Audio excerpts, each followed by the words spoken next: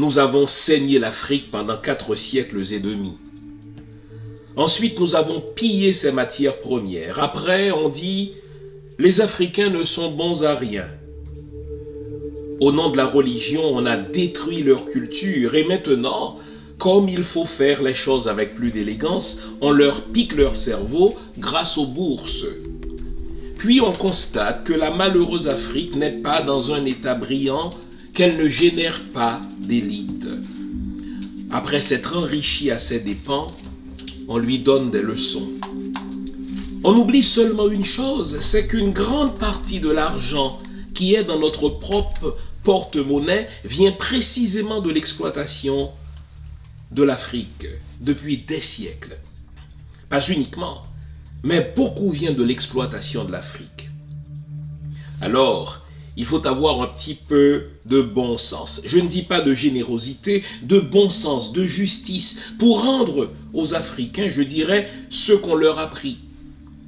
D'autant que c'est nécessaire. Si on veut éviter les pires convulsions ou difficultés avec les conséquences politiques que ça comporte dans un avenir proche. L'Afrique, ce sont des crises, des blessures au flanc du monde dont la communauté internationale ne peut détourner les yeux. Jacques Chirac, 2001. Caméra et montage Technical Fall Productions, direction artistique et de la photographie Winnie J, microphone Jean-Fils Aimé.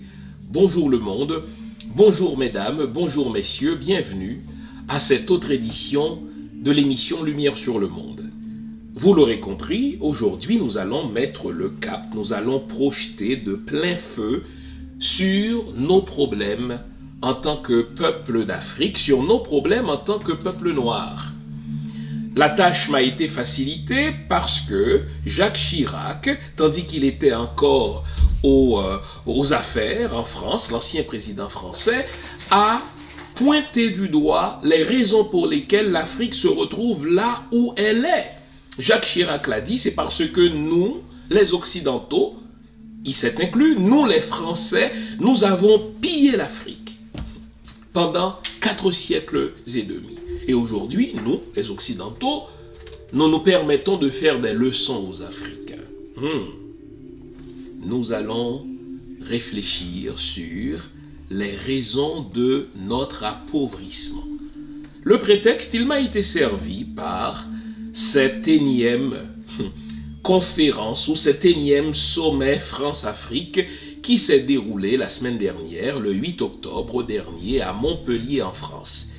J'ai eu l'occasion d'intervenir sur 2 chaînes africaines où j'ai exprimé, soit avant le sommet et après le sommet, mon point de vue. Et diable, comme mon diagnostic coïncide avec celui d'un ancien président français. Je vous lance cette question. C'est un oxymore. Et si nous étions pauvres parce que nous sommes riches? Je reprends la phrase. Prenez le temps de bien y penser. Je sais que c'est un oxymore. Parce qu'en général, on est soit pauvre ou riche. Mais moi, je vous dis le contraire. Et si nous étions pauvres précisément parce que nous sommes riches? Eh bien, nous allons réfléchir sur nos problèmes en tant que peuple noir. Pourquoi nous nous retrouvons dans cette situation merdique? Prenez n'importe quel peuple d'Afrique, prenez n'importe quel peuple noir, à des degrés divers, vous allez dire, oh là là, nous sommes dans la merde. Ce n'est pas une fatalité. Il y a des mains qui brassent toute cette merde. Il y a des mains qui nous maintiennent là-dedans. Des mains internationales comme des mains nationales. Nous allons prendre le temps de réfléchir à cela. Évidemment, on nous organise un beau spectacle de temps en temps pour nous culpabiliser, comme quoi c'est nous qui sommes la source du problème, alors que quand on prend le temps d'y plonger avec lucidité, on réalise que non. Ce que nous appelons notre situation merdique est au fait mise en place savamment et entretenue par des gens qui en profitent. Nous allons nous dire les vraies affaires ce matin, comme d'habitude. Je vous invite à ce stade-ci à observer une pause. Pendant cette pause, vous allez vous faire une bonne tasse de thé, une bonne tasse de café, une bonne tasse de chocolat chaud. Bref, tout ce qui est de nature à vous garder éveillé. Car aujourd'hui encore, nous allons nous dire les vraies affaires. Et je vous le dis sans prétention, au terme de l'émission, vous aurez compris pourquoi votre pays d'Afrique, pourquoi votre pays des Antilles, pourquoi mon pays d'Haïti se retrouve là où il est. C'est qu'il y a des gens qui, pendant des siècles, ont mis en place un système. Ils le maintiennent, ce système, tout en nous culpabilisant. Il faut briser cette machine. À tout à l'heure. Le site internet du docteur Jean-Fils Aimé s'est refait une beauté. Suivez-moi, on va le découvrir ensemble. Tout d'abord, il y a la biographie, pour en savoir plus sur les multiples carrières et talents du docteur Jean-Fils Aimé. Ensuite, il y a la boutique. Dans la boutique, vous allez trouver les livres, les audios, les formations, mais aussi le service de mentorat. Commençons par les livres. Dans les livres, vous trouverez le plus récent livre du docteur Jean-Fils Aimé, Être noir, une fabrication occidentale, en français et en anglais. Vous trouverez aussi le livre sur Haïti, en français et en anglais. Et bien entendu, les autres livres du docteur Jean-Fils Aimé sont disponibles aussi. Pour commander votre livre, il suffit de cliquer sur l'article et de l'ajouter dans votre panier. Une fois ajouté dans votre panier, vous pouvez soit payer par PayPal si vous avez un compte PayPal ou si vous créez un compte PayPal, ou bien vous pouvez aussi payer par votre carte de crédit. Nous livrons partout où c'est possible. Dans la boutique, il y a aussi les audios. Les audios, ce sont les anciennes émissions de Jean-Fils Aimé qui passaient à la radio et qui ne sont pas disponibles sur YouTube.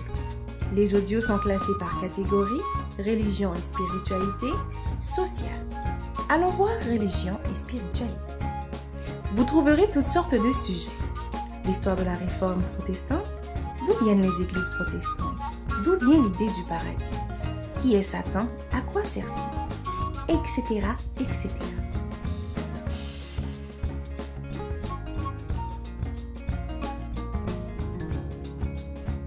Dans la boutique, il y a aussi les formations. Les formations, c'est un service à venir. Suivez une formation en groupe avec Jean-Fils Aimé.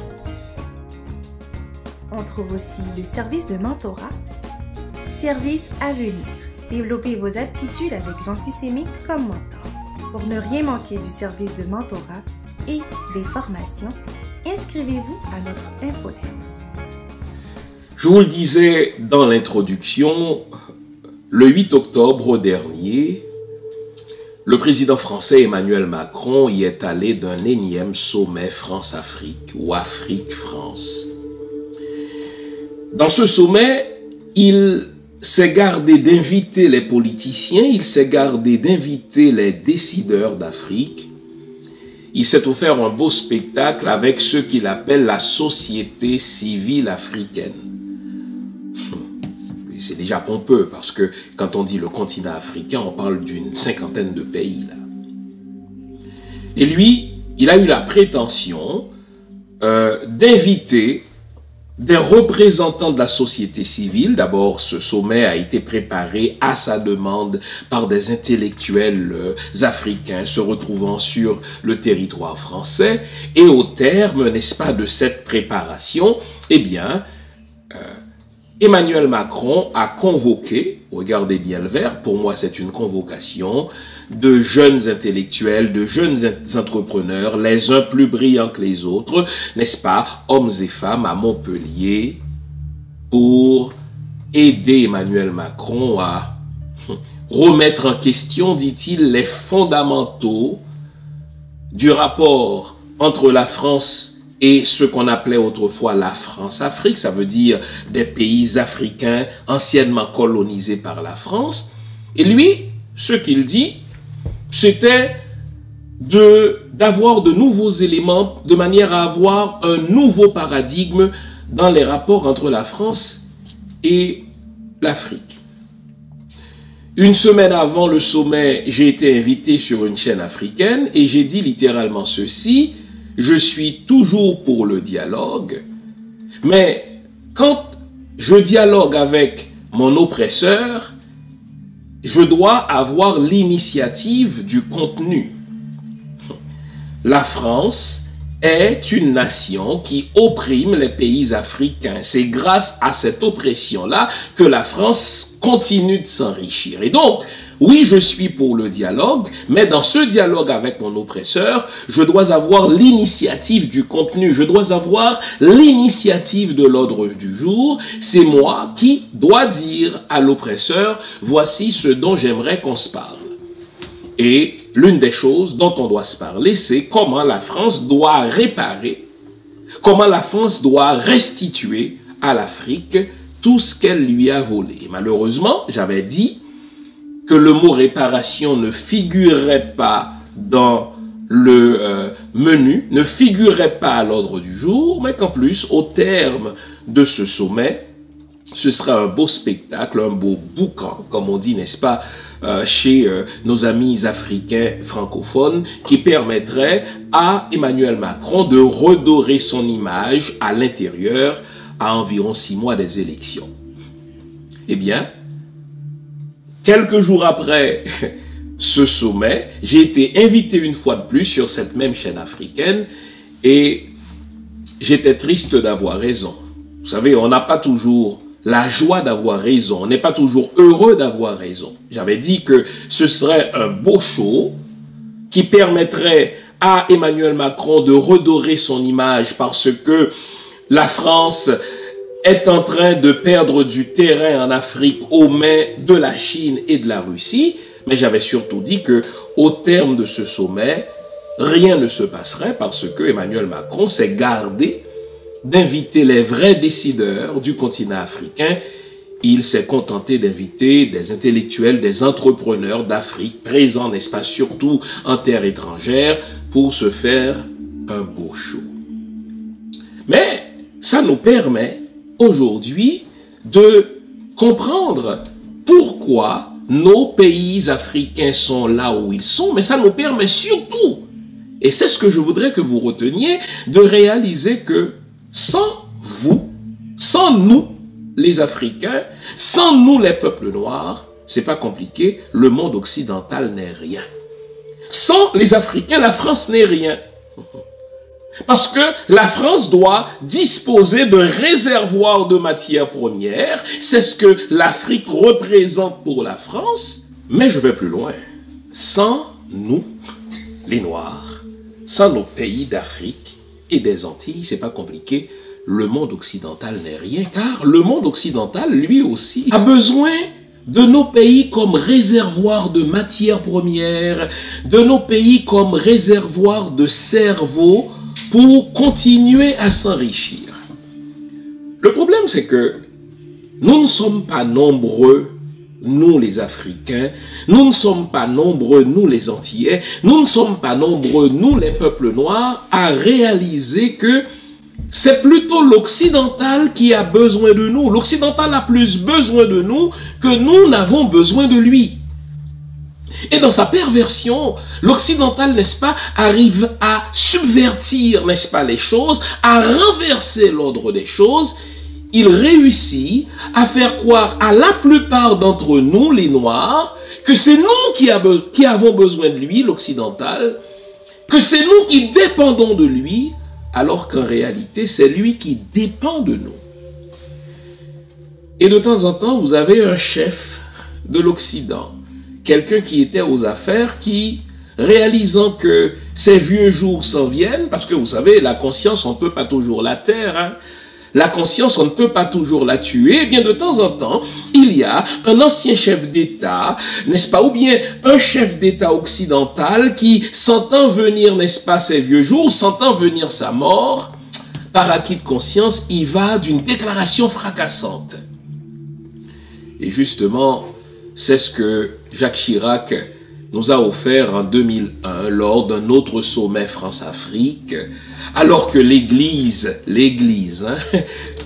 tentait de lui faire la leçon en disant à Jacques Chirac, écoutez, vous devez vous tenir loin de certains dictateurs, n'est-ce pas, africains que la France maintient. Eh bien, Jacques Chirac, réagissant à cette lettre qu'il appelle lettre donneuse de leçons de l'Église, a dit oui, ce n'est pas seulement à l'État de se faire des reproches, l'Église, elle aussi, doit se regarder au miroir et dire « mea culpa, mea maxima culpa ». Et aujourd'hui, nous allons, dans un premier temps, revenir au verbatim de cette entrevue que Jacques Chirac a donnée, n'est-ce pas, au journal Le Monde. Je vous ai donné la date, n'est-ce pas, en 2001.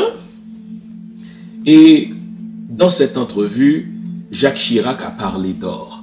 Quand c'est un noir ou un intellectuel noir qui dit les choses telles qu'elles sont, eh bien parfois, nous les noirs, on doute, on dit « Ah mais tiens, il a du ressentiment, c'est beaucoup plus complexe que ça, il faut nuancer ». Vous connaissez, n'est-ce pas, cette tournure de phrase-là que des noirs servent à d'autres noirs quand ils veulent éviter de se regarder en face. Si c'est un noir qui le dit aussi à un chef d'État occidental, on dit « Ah oui, lui, regarde, il est toujours dans la victimisation, il se campe dans une posture victimaire. » On entend des intellectuels raconter, n'est-ce pas, ces conneries-là. Mais quand c'est un chef d'État occidental, toujours aux affaires, n'est-ce pas, qui dit « Écoutez, voici ce qu'il en est des problèmes véritables de l'Afrique », alors là, nous devons profiter de cette déclaration-là pour comprendre les sources véritables des problèmes des peuples noirs.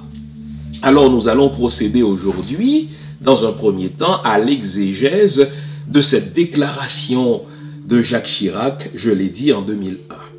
Il commence par dire, le problème de l'Afrique, c'est que nous avons pillé ses matières premières pendant 4 siècles et demi. Ça, c'est le verbatim. Déjà, je corrigerai. À la place de Jacques Chirac, je ne dirais pas « nous avons pillé », je dirais plutôt « nous continuons de piller les matières premières de l'Afrique depuis plus de 4 siècles et demi ». Vous vous souvenez dans mon livre, n'est-ce pas, Être noir, une fabrication occidentale, comment détruire la matrice, j'ai parlé de 3 moments fondateurs dans le rapport de l'Occident avec l'Afrique. Et l'un des premiers fondateurs, l'un des premiers moments fondateurs du rapport d'exploitation entre l'Occident avec, n'est-ce pas, l'Afrique, c'est justement cette fameuse bulle de l'Église, la bulle Romanus Pontifex, par laquelle l'Église, qui régissait l'ordre du monde, invitait les puissances occidentales, les puissances portugaises, et plus tard, n'est-ce pas, la puissance française, et plus tard encore, mettez-en la puissance espagnole, la puissance britannique, où l'Église invitait littéralement les puissances occidentales chrétiennes à piller les matières premières de l'Afrique, à exploiter ces populations au prétexte que c'était un continent à la tête duquel on ne retrouve pas de véritables États, mais c'était surtout un continent qui n'est pas chrétien. Et au nom de notre idéologie chrétienne, au nom de notre livre sacré, la Bible, nous avons le droit de prendre possession de tout ce qui n'est pas chrétien, parce que ce qui n'est pas chrétien est au fait l'œuvre de notre Dieu chrétien.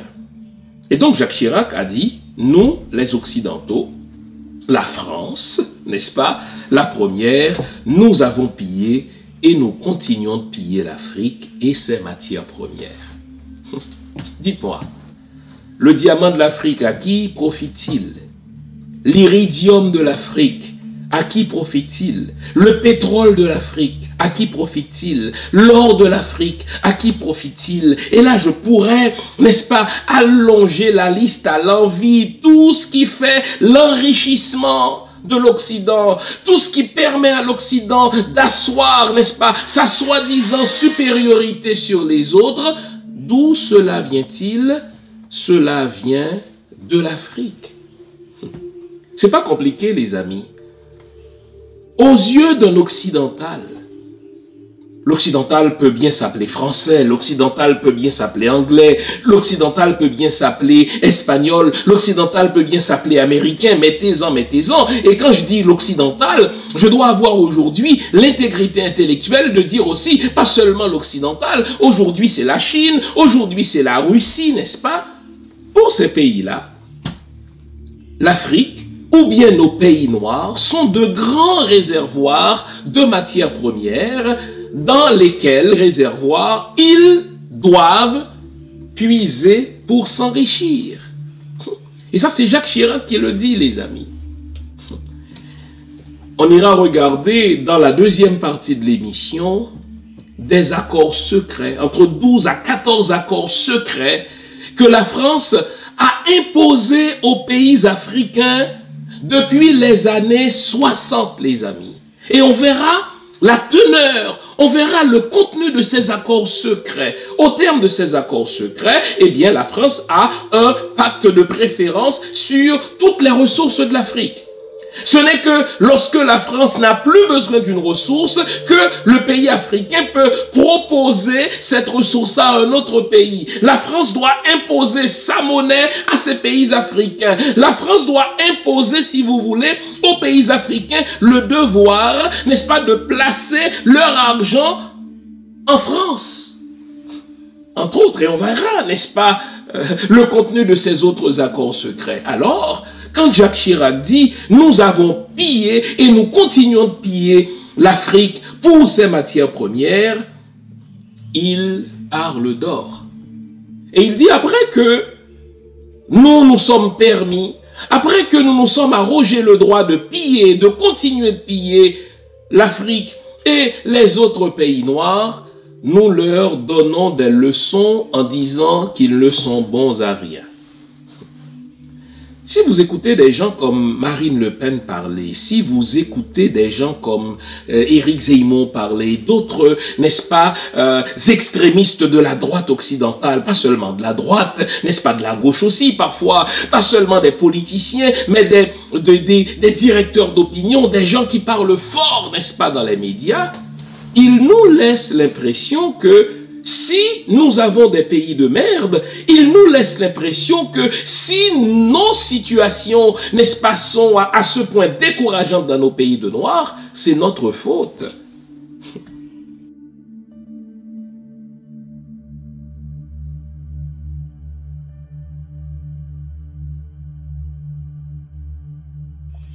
Quand Donald Trump s'est permis de dire par rapport à la crise migratoire haïtienne vers les États-Unis, qu'il faut les refouler tous parce que ces gens-là ont probablement le sida, eh bien Donald Trump n'invente rien.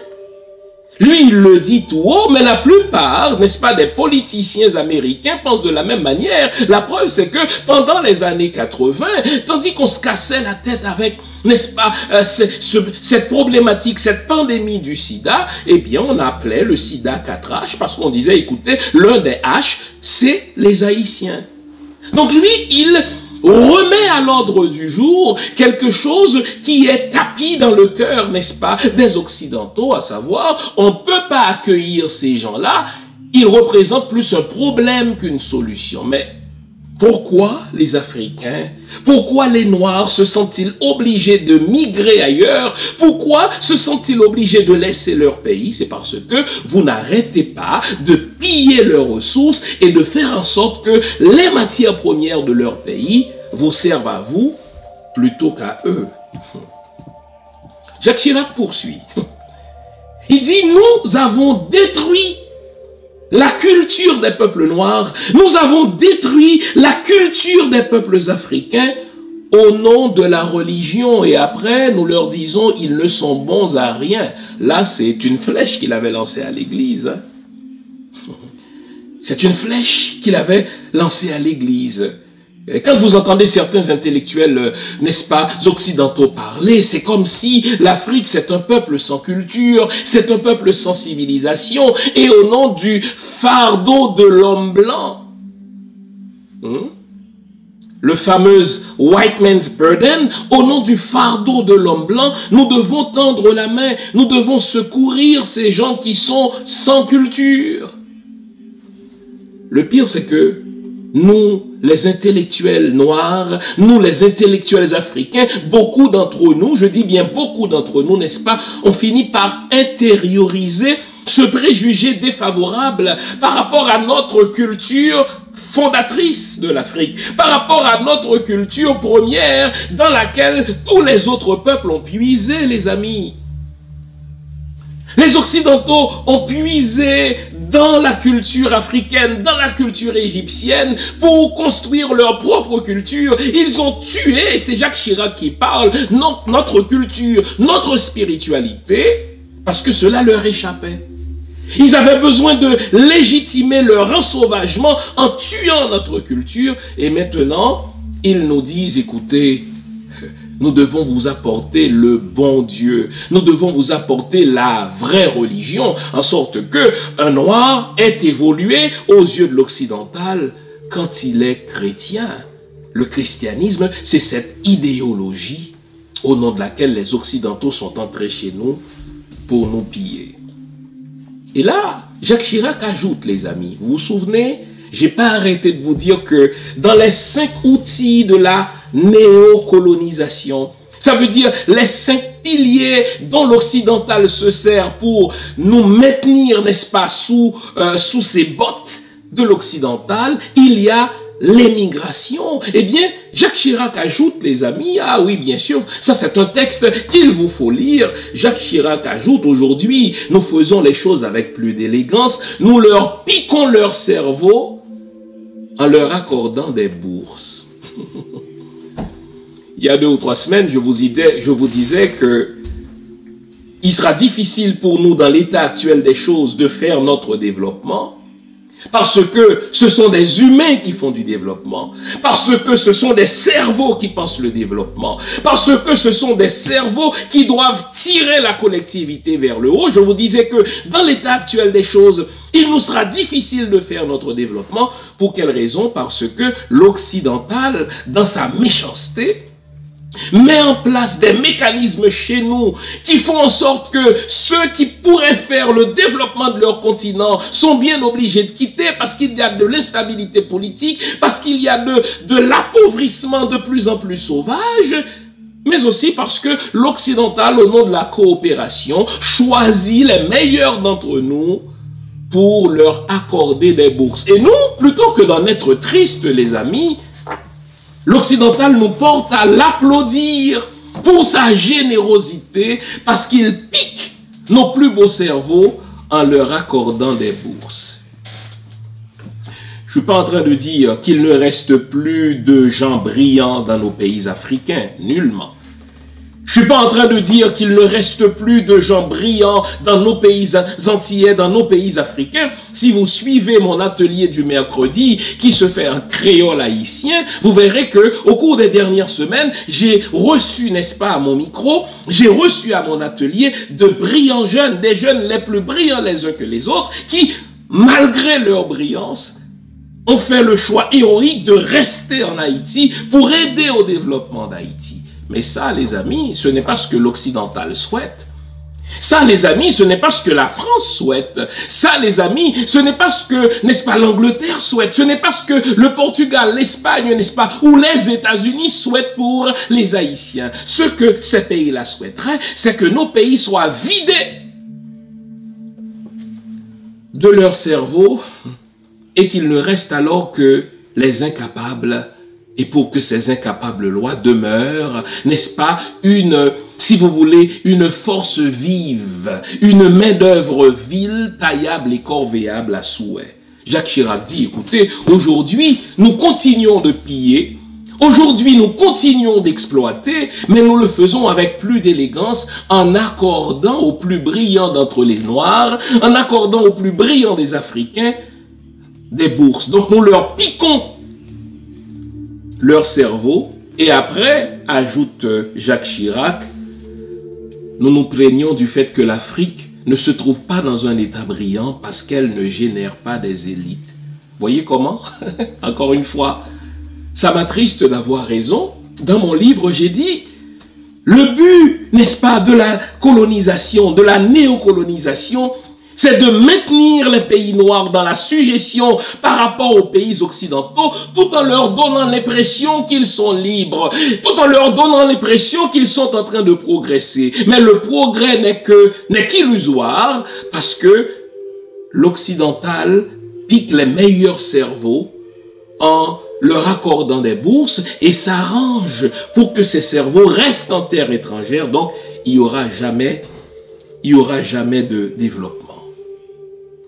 Jacques Chirac ajoute, on oublie une chose, dit-il, c'est qu'une grande partie de l'argent qui se trouve dans notre porte-monnaie, là il parle en tant que président français, mais s'il y avait, n'est-ce pas, un chef d'État belge, s'il y avait un chef d'État, n'est-ce pas, britannique, un chef d'État américain qui avait la candeur de Jacques Chirac en 2001, tous les chefs d'États occidentaux parleraient, n'est-ce pas, d'une même voix en disant « Une grande partie de l'argent qui se trouve dans notre porte-monnaie vient de l'exploitation de l'Afrique. » Oh là là. Vous notez qu'avec une telle déclaration, si on avait des chefs d'État africains verticaux, si on avait des hommes d'État, n'est-ce pas, littéralement dédiés à la bonne marche des pays noirs, on a là une déclaration à partir de laquelle on pourrait réclamer une véritable restitution à la France de ce que la France nous a volé. Mais malheureusement, cela ne s'est pas fait, cela ne se fera pas avec les chefs d'État qui sont dans nos pays, parce que ce sont des chefs d'État qui sont vendus à la cause française, ce sont des chefs d'État qui sont vendus à la cause occidentale et qui ne lèveront jamais le doigt pour changer les choses pour le mieux, pour notre collectivité dans nos pays africains. Et Jacques Chirac ajoute, il faut avoir un peu de bon sens. Il précise, je ne vous demande pas d'avoir de la générosité car on ne peut pas être généreux vis-à-vis de quelqu'un avec les biens duquel on s'est enrichi. Les mots ont leur sens. Lui, ce qu'il dit, écoutez, je veux un peu de bon sens, je veux un peu de justice pour rendre à l'Afrique une partie de ce qu'on lui a volé. Est-ce que vous entendez les termes de Jacques Chirac? Je veux un minimum de justice, dit-il. Il faut faire justice aux Africains, il faut faire justice au peuple noir, il faut faire justice aux collectivités noires parce que une grande partie de l'argent qui se trouve dans notre porte-monnaie occidentale vient de l'exploitation que nous avons infligée, vient du pillage que nous continuons d'infliger au peuple noir. Une grande partie de l'argent qui se trouve dans notre porte-monnaie, dit Jacques Chirac. Et il termine en ces mots. Aujourd'hui, l'Afrique, ce sont des crises en permanence. On sait que ces crises-là sont provoquées. On sait que ces crises-là sont mises en place. On sait que ces crises-là sont entretenues par les pays néocolonialistes. Pour quelle raison? C'est pour s'assurer d'avoir la mainmise sur nos ressources. L'Afrique, dit Jacques Chirac, ce sont des crises. L'Afrique, ce sont des blessures. Ah oui, les amis.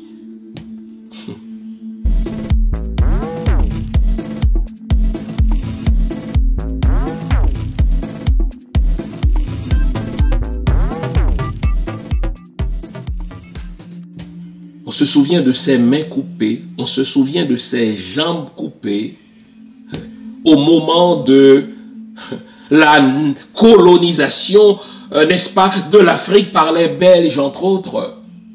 Mais pas seulement des blessures au sens premier, c'est des blessures psychologiques. Ce ne sont pas seulement des blessures passées, ce sont des blessures vives, des blessures qui existent encore aujourd'hui. Jacques Chirac dit l'Afrique, ce sont des blessures au flanc du monde, dont la communauté ne peut plus détourner les yeux. Dont la communauté internationale, dit-il, ne peut plus détourner les yeux. Les amis, ces blessures que le monde occidental a infligées à nos peuples, ces blessures que le monde occidental continue d'infliger à notre continent, ces blessures que le monde occidental continue d'infliger à nos pays, la communauté internationale ne peut plus se laver les mains en détournant les regards de ce qu'elle a produit. Toute action a des conséquences, les amis. Les blessures dont souffrent, n'est-ce pas, nos pays noirs, Les blessures qui ont été infligées à notre continent africain et à nos pays de peuple noir, ces blessures-là ont été causées par la communauté internationale et elle ne peut plus détourner les regards en disant « ce n'est pas de mes affaires ». Il y a ce fameux flux migratoire des Haïtiens qui partent, n'est-ce pas, de l'Amérique du Sud, des Haïtiens qui partent de loin pour aller cogner à la porte des États-Unis. Et on a vu ce que Biden, tout président démocrate, n'est-ce pas, fut-il, a fait à l'État haïtien. Il a refoulé plus de 8000 d'entre eux vers Haïti, malgré le fait que beaucoup d'entre eux ne sont pas nés en Haïti, malgré le fait que ces gens-là sont en réalité, n'est-ce pas, des gens qui doivent être protégés au regard du droit international. Joe Biden s'en fout. Mais pire, la semaine dernière, Donald Trump y est allé d'une déclaration à la Donald Trump. Ces gens-là ont probablement le sida. Il ne faut pas les laisser entrer. Donc la communauté internationale, comme elle aime le faire, est en train de détourner le regard d'un problème qu'elle a elle-même créé en culpabilisant les victimes. Voilà ce que fait la communauté internationale. Vous avez des problèmes par votre faute, vous les Noirs. Vos pays ne marchent pas par votre faute, vous les Noirs. Vous ne produisez pas d'élite nationale par votre faute, vous les Noirs. Mais Jacques Chirac a dit non. Si on ne produit pas d'élite nationale dans nos pays africains, c'est parce que les pays occidentaux accordent des bourses aux plus brillants d'entre nous. Et ils s'arrangent pour qu'on reste en terre étrangère. Pour quelle raison? Parce que dans nos pays, ils provoquent crise après crise. C'était en 2001. Je vais vous inviter à regarder de plus près ce que la France fait aux pays africains. Ces accords secrets, j'en parle dans mon livre Être Noir. Au moins 14 accords secrets qui portent sur les ressources névralgiques dont tout pays a besoin pour se développer. La France s'arrange pour que ces ressources névralgiques-là, ces ressources critiques-là, ne soient jamais utilisées pour le bien des Noirs, mais pour l'enrichissement de la France.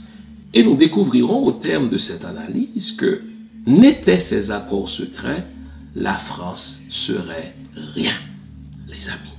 La France aurait été un pays pauvre. Toute cette puissance dont les Marine Le Pen, dont les Zemmour, dont les Macron, hein, c'est les mêmes, hein, se vantent, eh bien, cette richesse-là, cette puissance-là n'aurait pas été si la France n'avait utilisé l'Afrique et ne continuait d'utiliser les peuples noirs comme un grand réservoir dans lequel elle peut puiser pour ses besoins à elle. Regardons maintenant ces accords secrets. Mbote, Nangadef, comment nouer la famille? Où trouver les livres du docteur Fils-Aimé? Très simple. Sur son site internet au www.jeanfilsm.com ou sur Amazon, amazon.com, amazon.ca. Vous pouvez aussi nous écrire directement par email ou par Facebook. Dans tous les cas, c'est plus de 13 ouvrages sur diverses thématiques qui vous attendent. Un beau cadeau à se faire, à offrir à nos proches. On est ensemble. Vous vous souvenez, je vous en ai parlé dans d'autres émissions des années 60, la fin des années 50, où les pays occidentaux ont choisi de faire un changement cosmétique. Vous savez, quand une femme ne veut pas vraiment changer tout son attirail, toute sa robe, elle se contente, n'est-ce pas, d'un petit maquillage là, en superficie. Eh bien, c'est ce que font les pays occidentaux. Quand les peuples autochtones, quand les nationaux d'Afrique ont commencé à crier contre les effets pervers de la colonisation et qu'il devenait inélégant de continuer à coloniser ouvertement les pays noirs, les pays africains, eh bien, on a choisi de mettre un terme à la colonisation. telle qu'on a commencé à la pratiquer au 19e siècle, en marge de la conférence de Berlin de 1884 dont je vous ai parlé, eh bien, à partir des années 50 au siècle dernier, eh bien, les puissances occidentales chrétiennes ont choisi de mettre un terme à la colonisation, mais en maintenant leur contrôle sur les peuples noirs parce qu'il convient d'appeler la néocolonisation. Et en marge de cela, la France a imposé aux pays africains un certain nombre d'accords secrets. Et je vous en livre le contenu de ces accords secrets dans mon livre, encore une fois, Être noir, c'est une fabrication occidentale. La France est entrée, n'est-ce pas, de son propre chef dans les pays africains. Elle y est restée, n'est-ce pas, des années, en exploitant les populations, en pillant, n'est-ce pas, selon l'expression de Jacques Chirac, les matières premières de l'Afrique. Mais au moment où la France devait quitter, écoutez bien les amis, comble d'insultes, la France a imposé aux pays africains une dette coloniale. Pour quelle raison ? Parce que la France, pas seulement la France, les amis, la Belgique et d'autres pays, n'est-ce pas, chrétiens comme ça, eh bien la France avait construit pour ses propres besoins en Afrique des infrastructures routières. La France avait construit pour ses propres besoins, n'est-ce pas, d'autres types d'infrastructures, et la France a dit, maintenant que vous me demandez de partir, j'ai dépensé de l'argent pour construire ces infrastructures. J'ai dépensé de l'argent, n'est-ce pas, pour construire ces centrales. J'ai dépensé de l'argent pour refaire des routes. Mais l'argent que j'ai dépensé à même vos propres ressources africaines. Maintenant que c'est vous qui allez en profiter, vous les Africains, quelqu'un doit me rembourser.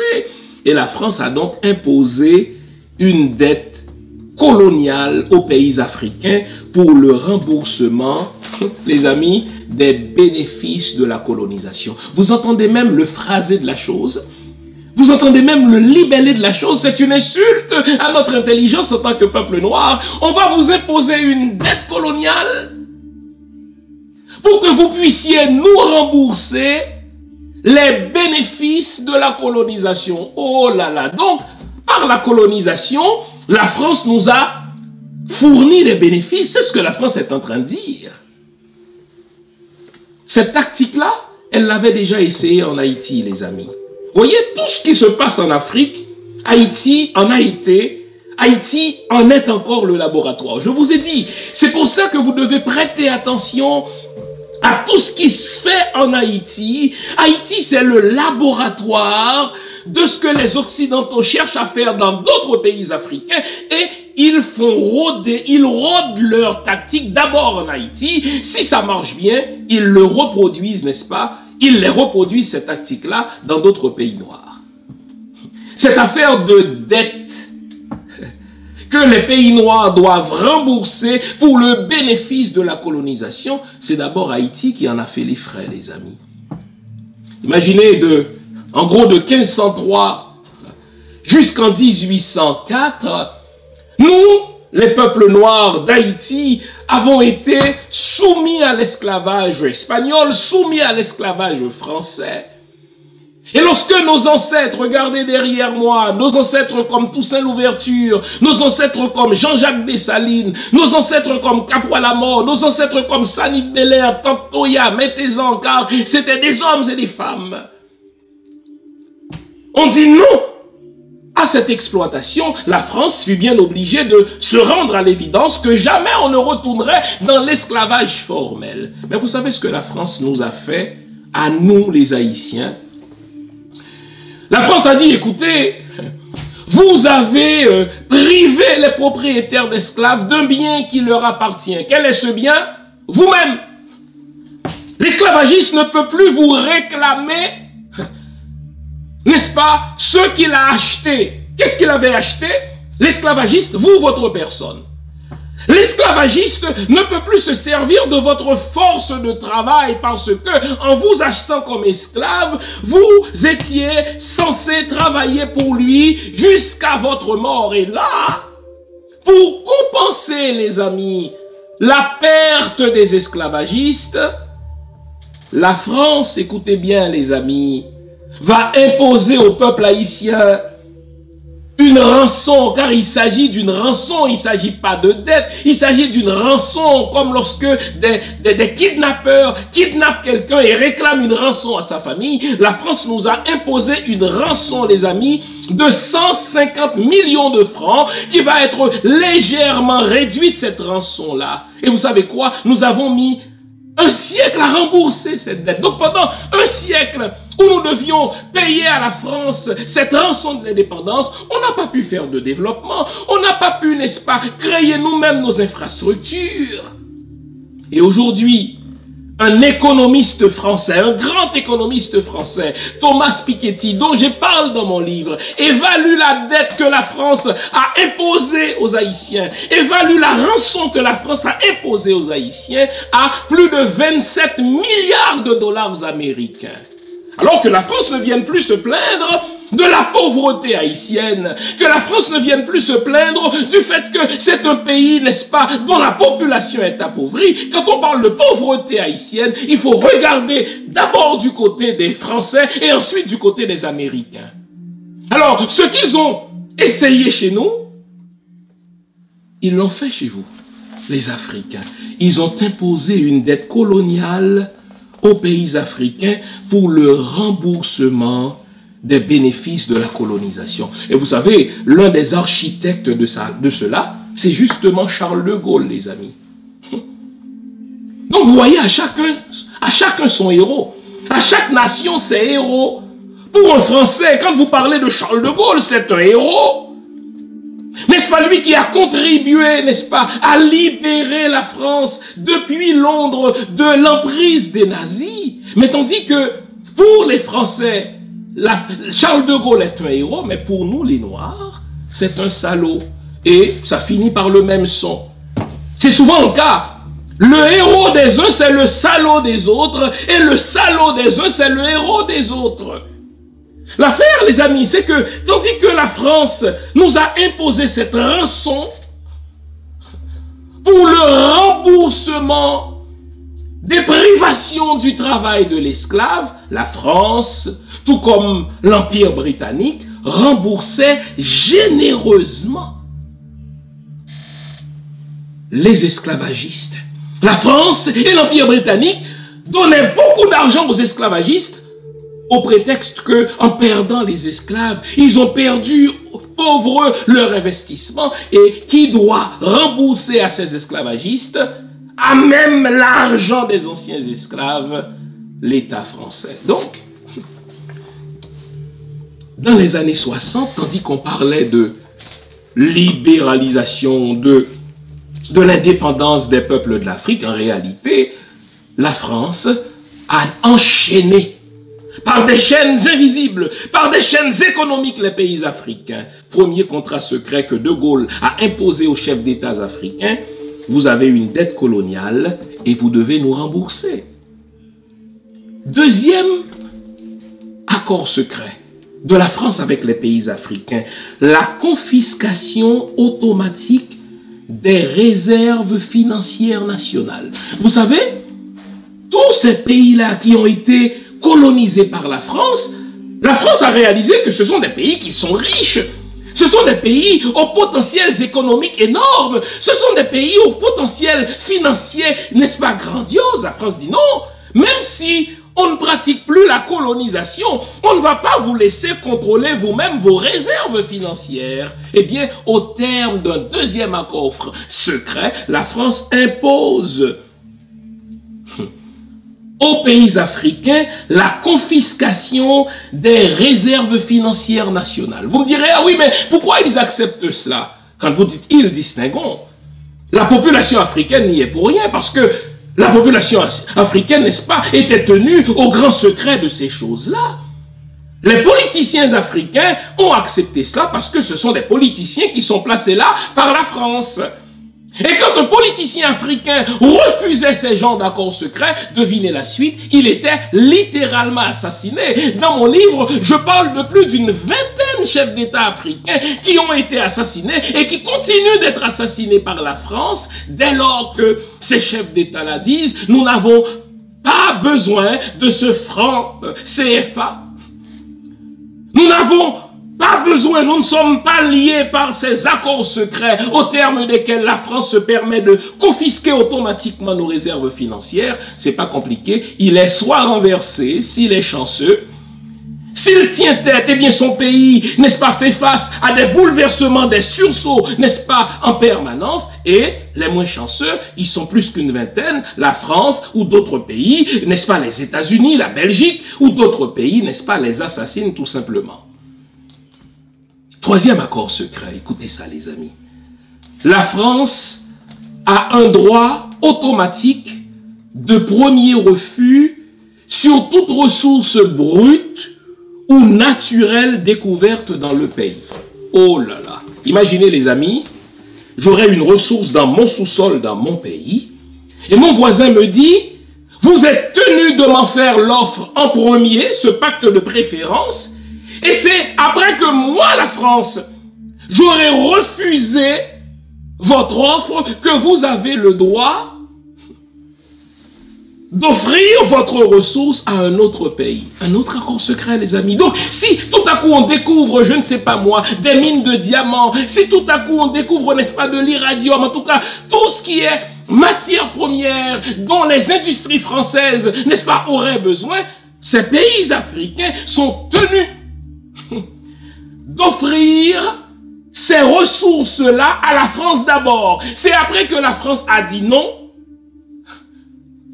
qu'on aurait le droit de se tourner vers d'autres puissances. Vous comprenez pourquoi la France est en train de trembler ces jours-ci? Parce que la Chine devient de plus en plus agressive en Afrique. Je ne dis pas que ce soit nécessairement une bonne chose. Une exploitation, c'est une exploitation. Que l'exploitation soit chinoise, qu'elle soit russe, qu'elle soit française, elle est exploitation. Mais la France est en train de trembler parce que la Chine devient de plus en plus agressive sur le territoire, sur le continent africain. Et la Russie aussi, et la Turquie aussi sont de plus en plus présentes. Et la France tremble et ne sait plus sur quel pied danser parce que sans l'Afrique, la France est pauvre, les amis. Troisième accord secret. Oh yo yo, c'est tellement insultant. La priorité doit être, en ce qui a trait aux ressources africaines, la priorité doit être accordée aux intérêts et aux entreprises françaises dans les marchés publics ou dans les appels d'offres publics. On découvre, je ne sais pas moi, telle ressource extraordinaire. L'Afrique lance, n'est-ce pas, un appel d'offres, mais l'Afrique est tenue d'accorder la priorité aux intérêts et aux entreprises françaises. C'est après que les entreprises françaises auront prouvé qu'elles n'ont aucun intérêt dans ces ressources-là que les pays africains pourront seulement en second lieu se tourner vers d'autres types d'entreprises. Donc, c'est pas l'idée quelle est la meilleure offre pour nous les Africains.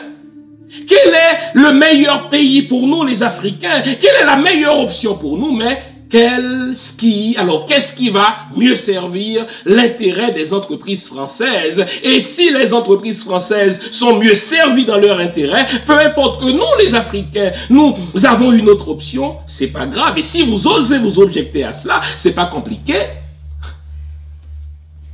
Le Quai d'Orsay va vous assassiner. Quatrième accord secret. Oh là là. Non, j'en suis au cinquième. Le droit exclusif de fournir des équipements militaires et de former les officiers militaires des colonies. La France se dit, vous aurez besoin d'une armée. Oui, on va vous fournir, nous, une armée. Vous aurez besoin de militaires, c'est nous qui allons les former, vos militaires. Vous aurez besoin d'équipements militaires, c'est nous exclusivement qui devons vous les fournir. Donc, il n'y a pas de concurrence. Vous avez besoin d'un char, on va vous donner le char. Vous avez besoin d'avions, on va vous donner des avions. Eh bien, nous allons former vos militaires. Ça nous enlève deux avantages, les amis. Le premier avantage que ça nous enlève, c'est que nos équipements militaires sont à ce point bien connus par les Français qu'ils en font ce qu'ils veulent. Mais mieux, puisque, je devrais dire pire, puisque c'est la France qui, au terme de cet accord secret, doit exclusivement former nos militaires, eh bien la France sait sur quel bouton appuyer pour renverser tel gouvernement civil. Quand tel gouvernement civil, quand tel premier ministre, quand tel président civil, n'est-ce pas, essaie de jouer la carte nationaliste contre la France, puisque c'est la France qui forme les militaires, elle sait, n'est-ce pas, les colonels, les généraux qui sont encore soumis à sa main, eh bien la France va dire, tiens, tel colonel, allez-y d'un coup d'État, renversez, n'est-ce pas, ce président civil qui se permet de jouer la carte de nationaliste, et on va vous permettre de rester là 10, 15, 20 ans, 30 ans. On est pour la démocratie, mais pas pour les peuples africains, bon Dieu. Nous, ce qu'il nous faut, c'est un régime qui continue de servir l'intérêt des entreprises françaises. Et regardez donc ce qui se passe dans les pays africains. Et vous notez que ce qui se passe là, dans les pays africains, c'est le reflet de ce qui se passe chez nous. Avant, c'est la France qui faisait ça chez nous. Les Américains, depuis 1934, leur a donné un coup de pied dans le cul. C'est les Américains qui font exactement les mêmes choses. C'est eux qui ont formé nos militaires, n'est-ce pas? C'est eux qui, en priorité, ont formé nos policiers par la suite. Et quand on veut créer du grabuge, quand on veut déstabiliser un gouvernement, ou bien quand on veut maintenir le pays dans l'insécurité à laquelle on assiste ces jours-ci par le kidnapping, qu'est-ce qu'on fait? On dit aux policiers, ne faites rien. Et ce policier, ce militaire, n'osera rien faire parce que son maître, son formateur, celui qui lui a fourni les armes, lui a dit de ne rien faire. Un autre accord secret. Oh lolo. On parle de décolonisation, mon œil. On parle de l'indépendance des pays africains, mon œil. Mais un autre accord secret. La France a le droit, les amis, de déployer des troupes et d'intervenir militairement dans le pays pour y défendre ses intérêts. Le chef d'État africain n'a pas besoin de faire appel au président français pour lui demander d'intervenir dans son pays, même si son pays est un pays soi-disant souverain. Si les intérêts de la France sont menacés, la France a le droit de déployer sur le territoire africain, n'importe lequel, ses troupes pour y défendre ses intérêts. Alors vous me parlez de quoi là? D'indépendance, vous me parlez de souveraineté? Mais c'est exactement ce que les Américains font en Haïti. Souvent, on dit que les Américains ont occupé Haïti de 1915 à 1934. C'est doublement faux. Les Américains ont commencé à envoyer leurs troupes chez nous bien avant. Bien avant 1915, les Américains ont envoyé leurs troupes chez nous plus qu'une dizaine de fois. Et après 1934, les Américains continuent d'être présents. Les Américains sont dans nos eaux. Ils sont, n'est-ce pas, dans notre espace haïtien. Pour quelle raison? Ces pays-là se permettent le droit d'envahir nos territoires quand leurs intérêts sont menacés. Autre accord secret. L'obligation de faire du français la langue officielle du pays et la langue pour l'éducation. L'obligation. Vous entendez ça? Et donc, tous ces forums, tous ces espaces où la France veut faire la promotion du français, ces espaces-là sont ce qu'ils sont à cause de nos populations dans nos pays soi-disant francophones. Alors qu'il est prouvé par les sciences de l'éducation que si l'on veut justement offrir à l'apprenant les meilleurs outils pour développer son intelligence, il faut le scolariser dans sa langue maternelle. Ignorant ces données scientifiques sur l'éducation, la France impose aux pays africains de faire l'éducation de leur jeunesse. La France impose aux pays africains le français comme langue officielle. J'étais tellement amusé de voir il y a quelques années deux sœurs noires se battre pour devenir secrétaire générale de la francophonie. On a vu notre sœur Michaël Jean, n'est-ce pas, et notre sœur du Rwanda se battre se déchirer sous les regards amusés de leur patron, c'est-à-dire de Justin Trudeau, de Emmanuel Macron, n'est-ce pas? On a vu deux de nos sœurs noires, deux de nos sœurs africaines ou afro-descendantes, dans le cas de Michaël Jean, s'insulter pour être secrétaire général de la francophonie. Bon Dieu! Maintenant, ce sont les descendants d'esclaves qui vont se battre pour défendre la langue de l'ancien maître et du maître actuel. Pour quelle raison? Parce que, justement, la France impose à nos pays le français comme langue de scolarisation et comme langue officielle. Et on se retrouve avec une grosse connerie comme ça en Haïti. On continue à s'appeler justement un pays francophone alors que les Haïtiens sont plus francophiles que francophones, hein? On comprend, parce que la majorité d'entre eux ne savent ni lire ni écrire. Donc le français reste, si vous voulez, une langue d'apparat, c'est la langue du maître. Mais quand tu veux dire les vraies choses aux Haïtiens, c'est pas le français que vous parlez, c'est le créole. Et là, vous me posez la question, pourquoi je fais ça en français? Parce que je ne parle pas qu'aux Haïtiens à cette antenne-là, je parle à nos frères africains qui constituent 37% de mon audience, hein?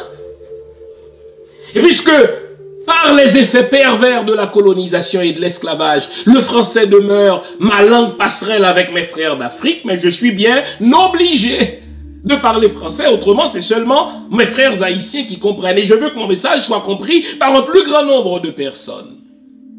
Et pour compenser la chose, le mercredi, moi j'ai un atelier exclusivement consacré à mes frères haïtiens, c'est fait en créole. Donc si je veux être compris par mes autres frères et sœurs qui ont eux aussi subi l'esclavage et la colonisation, l'histoire m'impose de parler la langue passerelle du salopard esclavagiste qu'est le français. L'obligation, les amis, d'utiliser le franc CFA. On a changé le mot.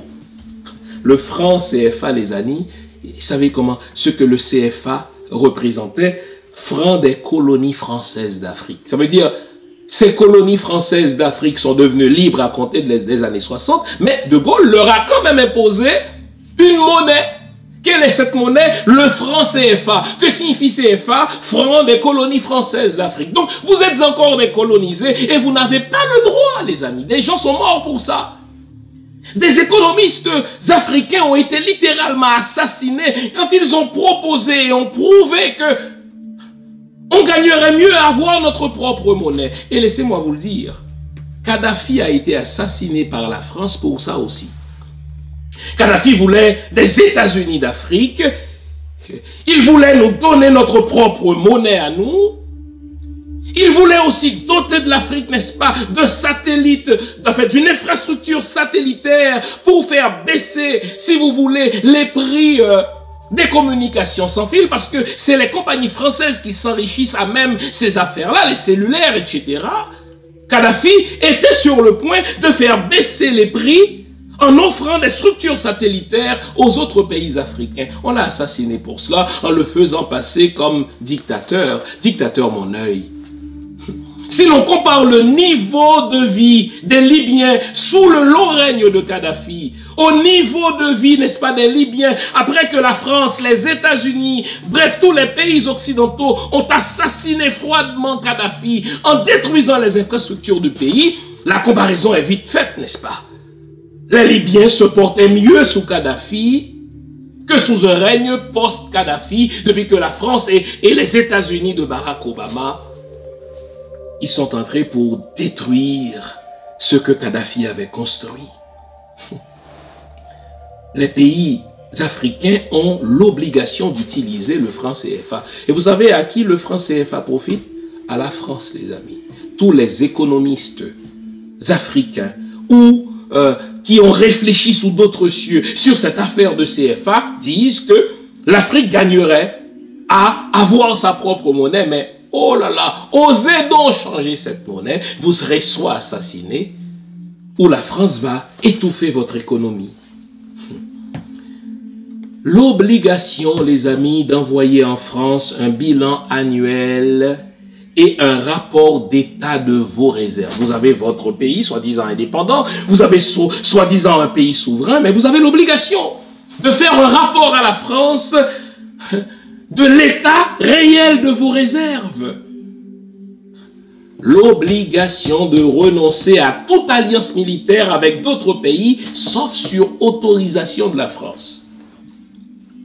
Si vous allez regarder mon émission que j'avais présentée le 7 juillet dernier, le jour même de l'assassinat du président Jovenel Moïse, du président haïtien Jovenel Moïse, je vous ai dit que l'une des raisons dans ce complexe de facteurs qui explique que les États-Unis se soient fermés les yeux sur son assassinat, que les États-Unis soient complices de son assassinat, c'est parce que Jovenel Moïse a osé rencontrer des autorités russes en Turquie, parce que Jovenel Moïse a osé se tourner vers la Turquie, très proche de la Russie, pour, n'est-ce pas, offrir de l'électricité à son peuple. Jovenel Moïse a osé recevoir les lettres de créance d'un ambassadeur de la Fédération russe dans la cour américaine d'Haïti.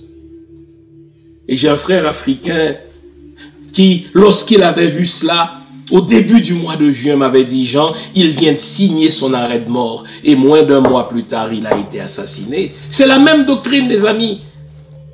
Avec d'autres mots, c'est la même doctrine, n'est-ce pas, de manière maquillée, mais c'est la même chose. La France oblige les pays africains à n'avoir aucun accord militaire avec aucun autre pays. Ça, c'est écrit dans les accords secrets. Les États-Unis ne vont pas vous le dire comme ça, mais quand vous êtes Haïti, quand vous êtes chef d'État haïtien, vous n'avez pas le droit de vous tourner vers un autre pays pour vos affaires militaires.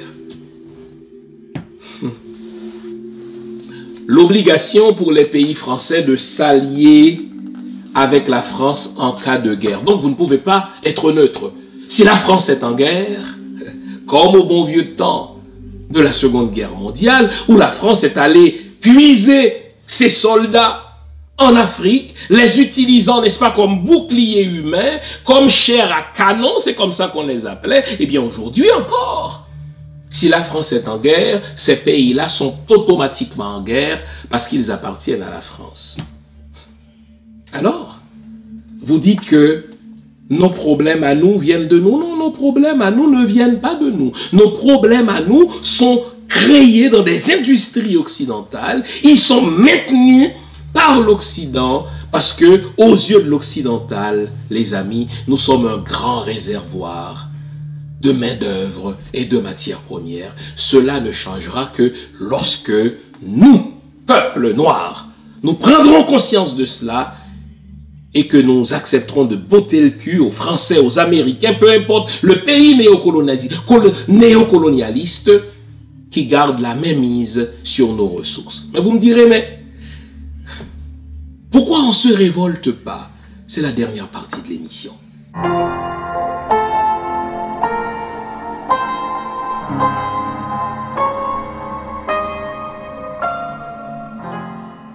Il y a environ 8 mois, je vous avais lu un texte de Gérald Coton, qui est au fait une allégorie de la manière dont les peuples puissants de l'Occident contrôlent l'esprit et les ressources des peuples noirs. Écoutez bien, je vais vous relire cette allégorie de Gérald de Coton. L'allégorie a pour titre, n'est-ce pas, la poule d'Hitler. Prêtez bien attention et vous allez voir que tout est là-dedans. Dans l'une de ces réunions, Hitler a demandé qu'on lui apporte un poulet. Il l'a attrapé fort avec une des mains pendant qu'il la plumait avec l'autre. La poule, désespérée de douleur, a voulu fuir, mais elle n'a pas pu. Ainsi, Hitler a pris toutes ses plumes en disant à ses collaborateurs, « Maintenant, regardez ce qui va se passer. » Hitler a lâché la poule sur le sol et s'est éloigné d'elle. Il a pris une poignée de grains de blé, a commencé à marcher dans la pièce et à jeter les grains de blé au sol. Tandis que ses collaborateurs voyaient, hantés, comme la poule effrayée, douloureuse et saignant, courait après Hitler et essayait de saisir quelques miettes En tournant dans la pièce, la poule le suivait fidèlement partout. Alors Hitler a regardé ses acolytes qui étaient tout à fait surpris et leur a dit ceci: ainsi, facilement on gouverne les idiots. Vous avez vu comment la poule m'a suivi malgré la douleur que je lui ai causée? Je lui ai tout pris, les plumes et la dignité, mais elle me suit quand même en quête de remoulage. Ainsi, c'est la plupart des gens. Ils suivent leurs gouvernants et les politiciens malgré la douleur que ceux-ci leur causent, en leur ôtant la santé, l'éducation et la dignité par le simple geste de recevoir un avantage bon marché ou quelque chose à nourrir pour 1 ou 2 jours. Le peuple suit celui qui donne les miettes du jour. Oh là là, quelle allégorie! Hitler saisit une poule, lui enlève, n'est-ce pas, ses plumes, lui enlève sa dignité de poule, mais après, il lui donne quelques grains.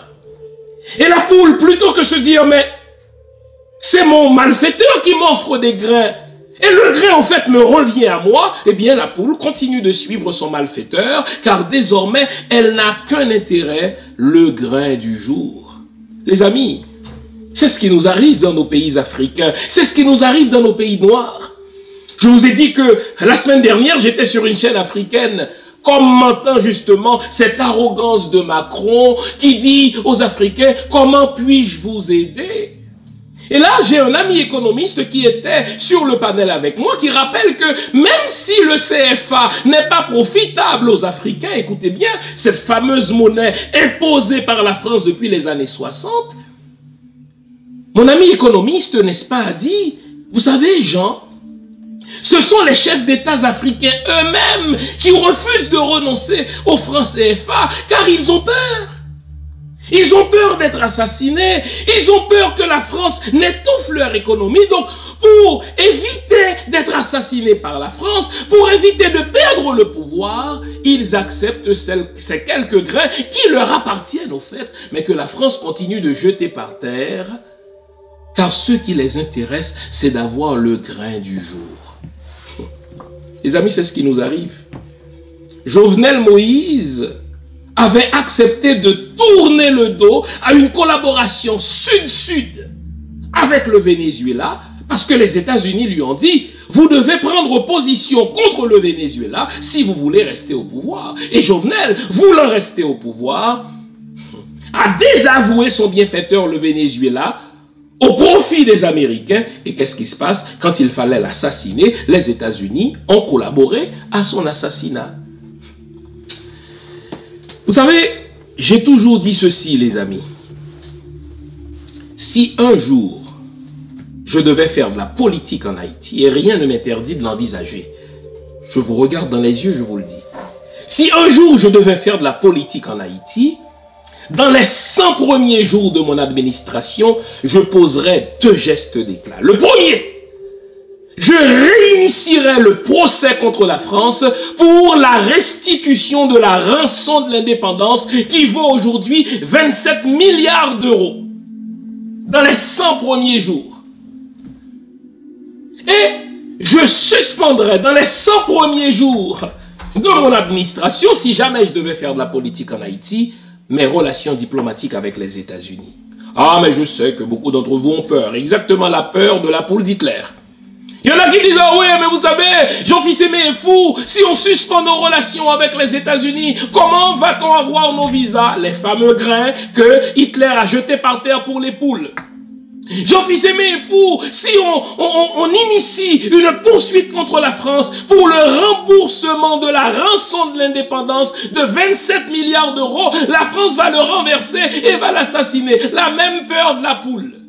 La vérité, c'est que la France ne pourra pas assassiner tous les Africains. La vérité, c'est que les États-Unis ne pourront pas nous assassiner tous. Et à chaque fois, je leur dis, vous qui avez peur de suspendre vos relations diplomatiques avec les États-Unis, citez-moi un seul avantage direct qu'Haïti retire de ses relations diplomatiques avec les États-Unis. Alors, bande de poules. Vous avez peur de suspendre vos relations avec les États-Unis pour vos intérêts égoïstes de visa, bande de crétins. Pour vos intérêts égoïstes de visa, bande d'apatrides. Vous voyez votre propre avantage personnel. Les États-Unis nous humilient. Les États-Unis, n'est-ce pas, foulent aux pieds le droit des réfugiés haïtiens en les refoulant vers un pays de merde que même on créé. Vous continuez à dire, il faut rien faire contre les Américains, bande de crétins. Et là, pour vous prouver que les États-Unis n'ont absolument aucun respect pour nous, savez-vous qui les États-Unis nous envoient là comme chargé d'affaires, les amis? Regardez bien la photo de cet homme. Regardez bien la photo. Son nom, c'est Kenneth Merton. C'est l'ancien ambassadeur des États-Unis en Haïti sous Michel Martelly. Écoutez bien, ce monsieur, c'est un fier menteur.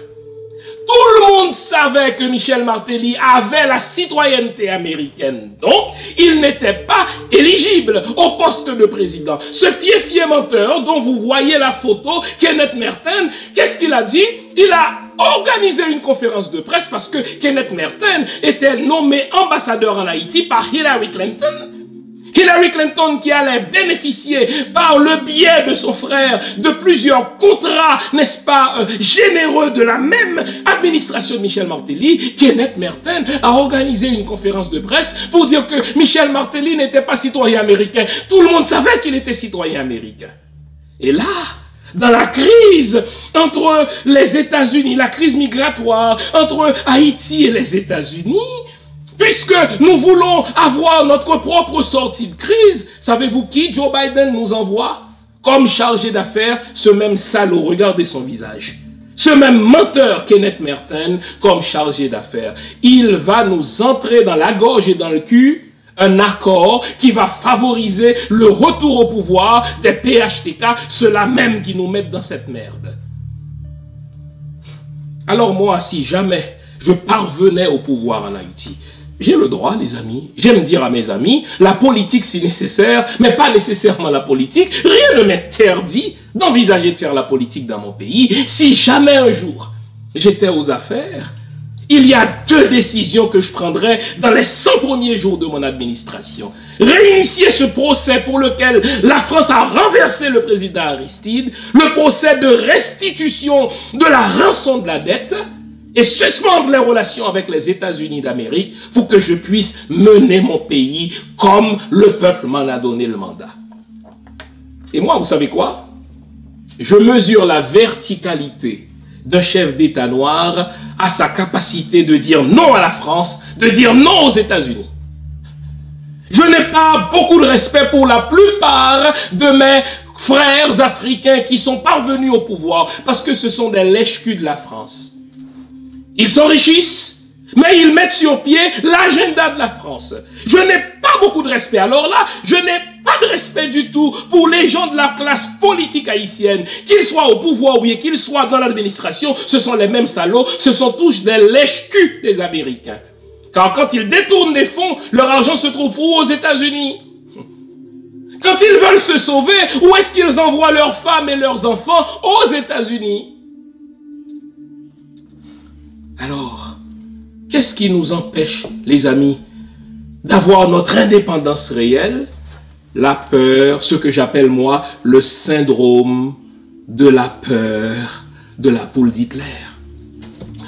Après qu'on a tout enlevé à la poule, eh bien la poule pense qu'elle ne peut plus se passer de son malfaiteur. Oh là là, ça c'est la pire des chaînes. Les amis africains, nos frères africains sont exploités par la France, mais les chefs d'État africains pensent qu'ils ne sont rien sans la France. Au fait, c'est le contraire. C'est la France qui n'est rien sans nous. Les États-Unis nous humilient. Les États-Unis nous enlèvent notre dignité. Les États-Unis nous enlèvent notre souveraineté sur la terre de Dessalines et ils s'en trouvent des politiciens pour faire l'apologie des États-Unis. Je vous emmerde. Je mesure la verticalité d'un politicien haïtien à sa capacité de dire non aux États-Unis. Alors, dès que vous léchez le cul aux Américains, dès que vous léchez le cul aux Français, je n'ai absolument aucun respect pour vous. Les amis, vous notez que la situation socio-économique des peuples noirs est mise en place et entretenue par les pays occidentaux. Parce que sans nous, ils ne sont rien. C'est Jacques Chirac qui le dit. Jacques Chirac dit, la grande partie de l'argent qui se trouve dans votre porte-monnaie vient du pillage des pays africains. La grande partie de l'argent qui se trouve dans le porte-monnaie des Occidentaux vient du pillage de nos ressources à nous, les Noirs. Je viens de dire, si j'étais chef d'État haïtien, ce que je ferais dans les 100 premiers jours. Maintenant, si un chef d'État africain veut faire un homme de lui, je vais lui indiquer un certain nombre de choses qu'il doit faire. D'abord, sortir unilatéralement de ces 14 accords secrets scélérats. Sortir unilatéralement. On sort unilatéralement de ces accords. La deuxième des choses, vous savez, la meilleure défense, c'est une attaque. Vous attaquez la France pour le pillage de vos biens. Et 3, vous sortez de la zone CFA. Reprenez les politiques de Kadhafi, bon Dieu. Dès que l'Occident assassine un chef d'État, vous pouvez être sûr qu'il était un bon chef d'État. Au fait, je me suis intéressé à Kadhafi après que Barack Obama et Sarkozy l'ont assassiné. Les deux l'ont assassiné. Et j'ai dit, s'il l'assassine, c'est qu'il était bon pour les peuples africains. Et je découvre que ce mec-là, c'était un grand visionnaire. Les amis, ne soyons pas comme la poule d'Hitler. Ne cultivons pas ce que j'appelle le syndrome de la peur de la poule d'Hitler. Je vais vous lire la conclusion de mon livre, n'est-ce pas, Être noir, une fabrication occidentale, comment détruire la matrice. Je vous lis la conclusion car je ne fais pas canaliser. Je propose aussi, n'est-ce pas, une voie de sortie. En Occident, être noir, c'est une place qu'on vous assigne, celle du plus bas échelon social. Être noir, c'est être porteur de crime qui ne dit pas son nom, au point de courir le risque constant de se faire interpeller par la police jusqu'à 5 fois plus que les autres communautés.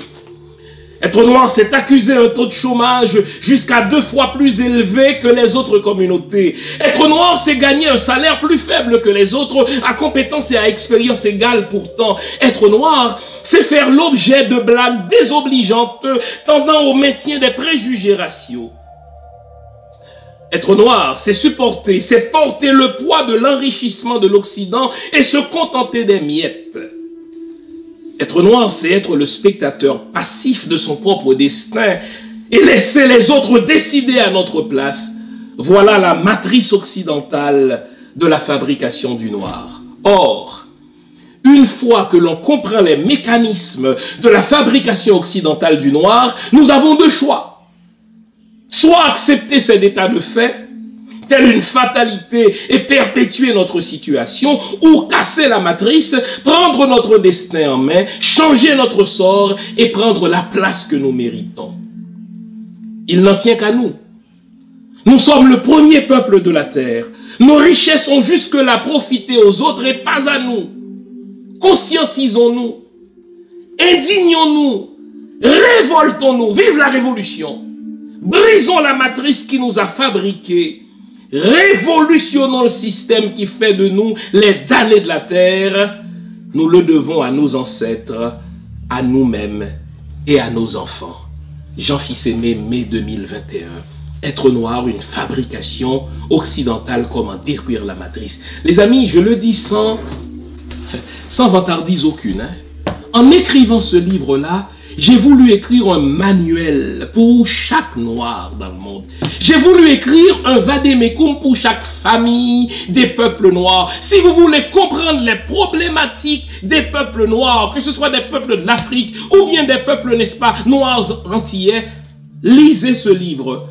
Lisez-le en famille. Faites-en un outil de méditation. Il est écrit en français et en anglais. Commandez-le sur mon site jeanfilsaimé.com. Enfin, www.jeanfilsaimé.com. Vos yeux vont s'ouvrir. Vous allez comprendre que ce qu'on appelle la misère noire ou la misère des Noirs, c'est une misère qui est entretenue par les peuples occidentaux. Et je voudrais terminer l'émission par cet oxymoron. Vous savez pourquoi nous sommes pauvres, nous les Noirs? C'est parce que nous sommes riches. Vous savez pourquoi nous sommes faibles, nous les Noirs? C'est parce que nous sommes forts. Renversons la pyramide. Ce n'est pas nous qui avons besoin des Occidentaux, ce sont les Occidentaux qui ont besoin de nous. Ce n'est pas nous qui sommes pauvres, c'est les Occidentaux qui sont pauvres sans nous. Donnons-nous des chefs d'État verticaux et arrêtons ces pantins qui mettent chez nous l'agenda des pays occidentaux. Vive la révolution, vive le peuple noir. Au revoir.